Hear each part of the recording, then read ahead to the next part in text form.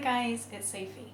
So I wanted to share my 2021 stats with you guys today and chat a little bit about stats, a little bit about the reading spreadsheet, and a little bit about goals. So it's a little bit of a recap and a bit of a look forward. So I've had a few questions, so I'm just gonna jump on that one first. I haven't made a reading spreadsheet for 2022, and the reason for that is twofold.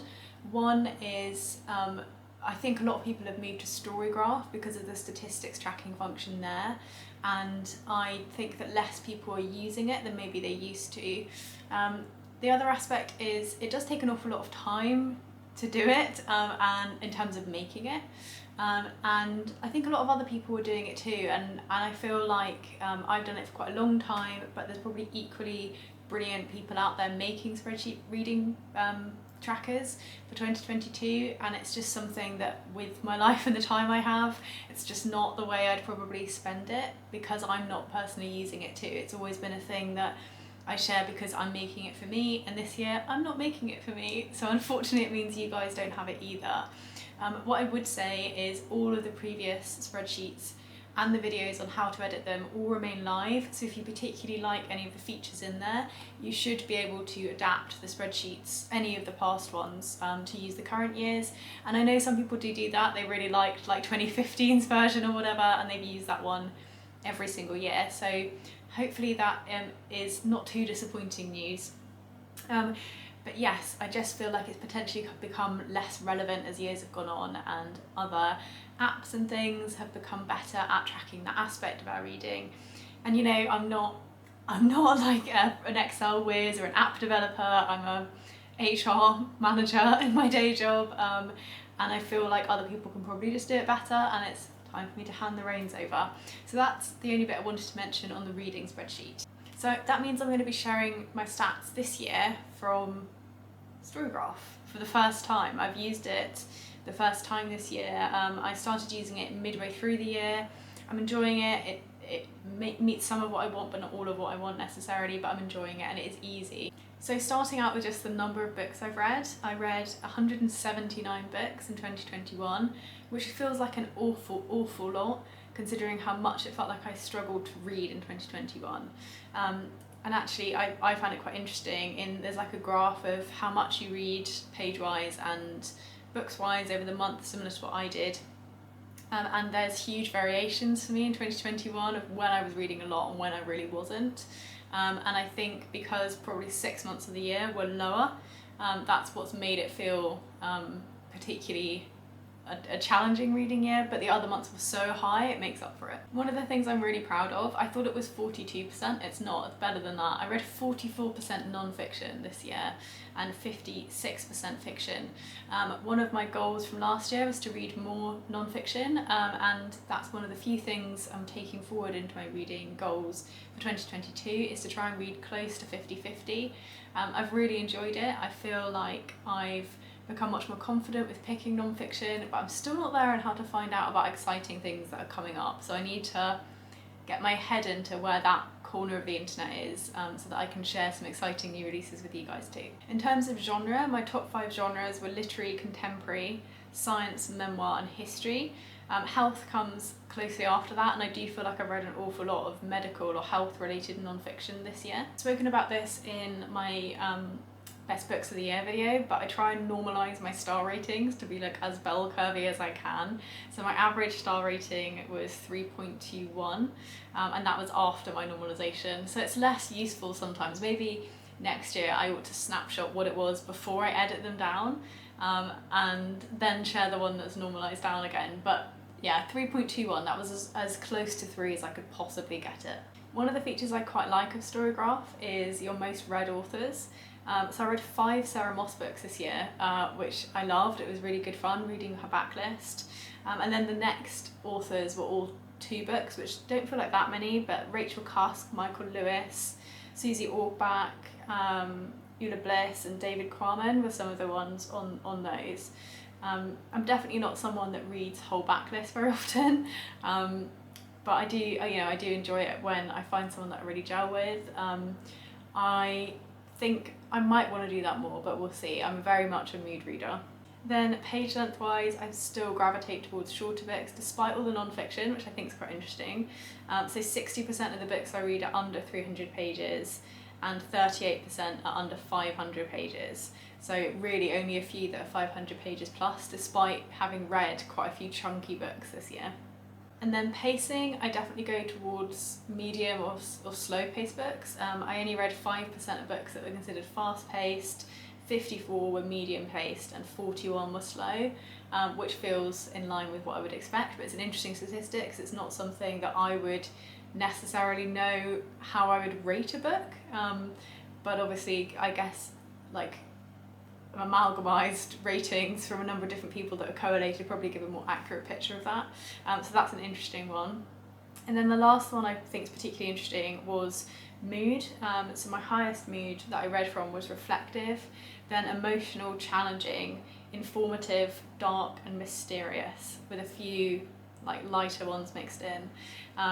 Yeah, so that's like a brief overview of my reading through Storygraph, and I think it's fun having an app that does more statistical analysis of your reading. That was part of the reason why I used to track everything, was because I couldn't find that anywhere else. And I didn't feel like Goodreads did enough for me in that space, particularly in the visuals, which I found really helpful. The things I miss that I don't track on Storygraph is where books were published from. So in terms of like, are they translated? Where does the author come from? And also things like sexuality or race. I find I liked tracking those things, and it doesn't track them on this platform. So they're the things I kind of miss. So in terms of my reading for 2022, I don't think I have that many things I particularly want to do. I'm really keen to keep reading by whim. I really want to figure out, and I don't know how to do it, and if anyone is good at it, tell me, how to find new non-fiction that's not just having to go to a bookshop. I want to find a way of understanding what's new and what's coming out, and I can't seem to do that in the same way that, I don't know, the internet's geared up to do that for fiction. I don't often hear about buzzy non-fiction, and that's something I'd like to get better at. I don't mind reading backlist non-fiction. In fact, I quite like reading backlist non-fiction, but I'm also interested in like what's new and buzzy that I just don't know about. I want an in somehow into that world. Then I think reading wise, read as I choose, film as I choose, have all been goals sort of last year and will continue to be this year. One of my goals from last year that I did achieve and I'm really proud of was to caption every video that I put out, and I want to keep doing that in 2022, though I do know that the one I put up most recently I haven't got around to yet, but hopefully I will have by the time you see this one. I just like that it makes my videos a bit more accessible, and I slapped myself on the wrist last January because I always watch not my videos, I watch YouTube videos with captions and I wasn't captioning my own. So that's a really nice thing that I've managed to achieve. And life-wise, I've done an awful lot too. Like, this wasn't necessarily like New Year's resolutions, but I got married, I finished my qualification, I halved my meds. I didn't get off my meds, but I've halved my meds in 2021. And goals for 2022 are definitely going to be lighter touch, given how busy last year was. Beyond those achievements, I also was, work-wise, I was so involved with the mass vaccination programme, and I'm so thrilled to have had a role to play in that.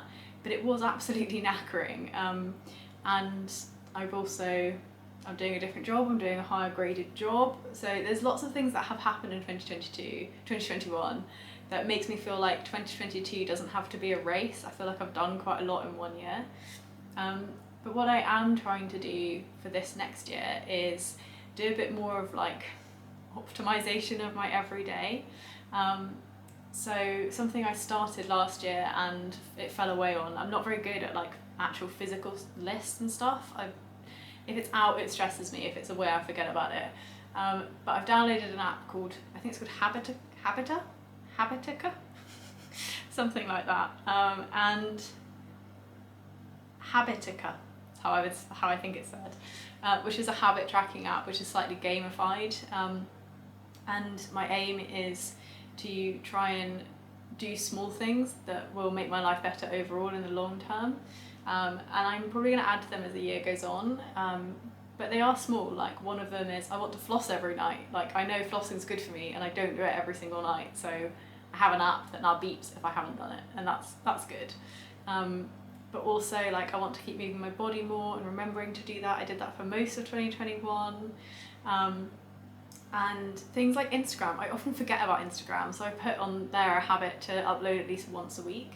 And that's kind of what I think my 2022 is going to look like. Is not necessarily big overarching goals, but smaller things that I can do in the everyday that will add up to bigger things overall. I saw a thing the other day, and I'm not completely sure if it's right, but it was something like if you only improved by 1% a day, you end up like 7 times better than you were or something by the end of the year. And it reminds me a bit, I'm sure you've heard of it, but I think it was British Cycling, but they looked like at all the tiny things that made cycling better, and didn't bother about like the big like race times and stuff. They were just like, oh, okay, this is not very aerodynamic, but it could be like slightly better. And all those marginal increases led to like massive gains at the end. And I think that's what I want to do this year, is not over challenge myself and look at the great big goals, but have small goals that will add up, that don't feel too onerous. So yeah, that's my thought for 2022, a bit of an everything wrap up year, reading next year. I'd be really interested to know if you have any goals for this year in terms of reading or life, or what your view is towards it. I think Tom's is really interesting. Tom's is like every year he's like, I'm perfect as I am, which I think is like almost too radical for me. Like I don't understand how I could actually think that, but it's good that he does. But yeah, I'd be really interested to see what you guys think, if you've set anything, what you're interested to do with your reading, do with your lives, what you have done.